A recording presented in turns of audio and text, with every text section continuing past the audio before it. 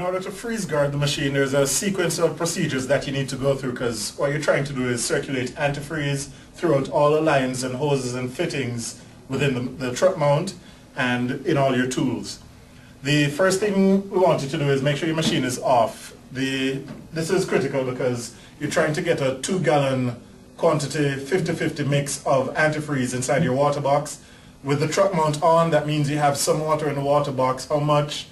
We're not sure what to tell you, so go ahead and shut the machine down and drain all your water using the water box drain at the front of the machine.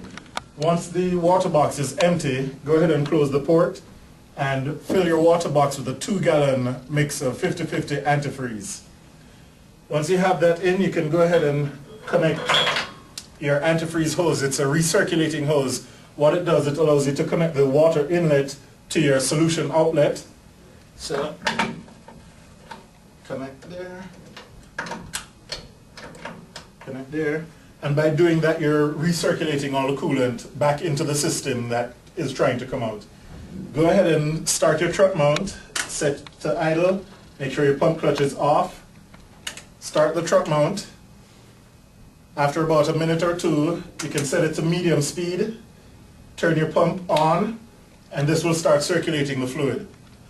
One of the things you'll need to ensure is that you do both circuits. So make sure your heat selector is set to hot.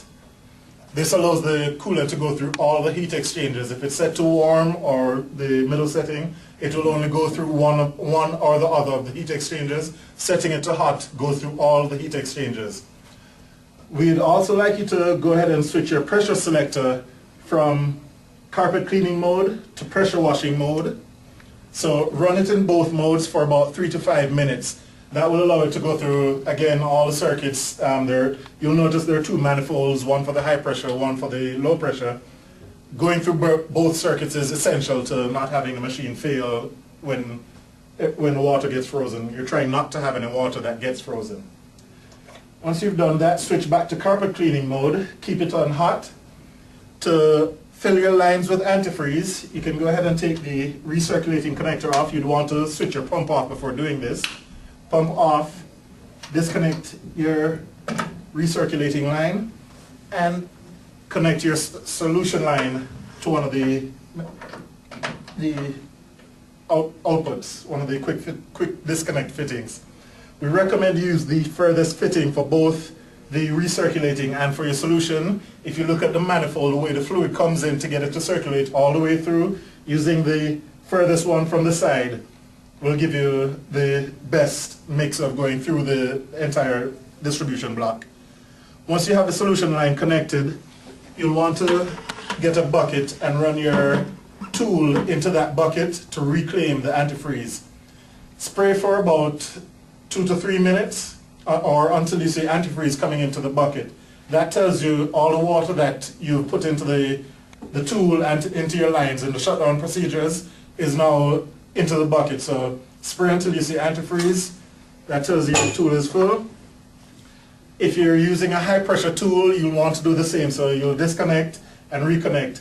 Make sure your pump is on when you're doing this, otherwise you'll have no pressure in the lines, of course. For the low pressure, you'll need to make sure that your pressure setting is below 1200 psi.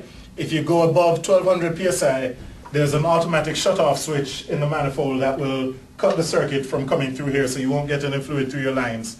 So make sure your pressure is below 1200 when going through these 3.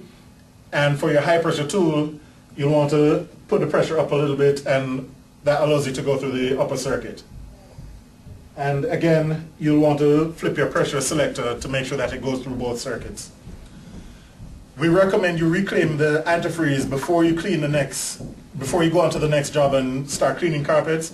Reclaim all your antifreeze, and you may want to store it because you can reuse it. We've estimated at about 3 times before it becomes too diluted to be used to freeze guard the machine.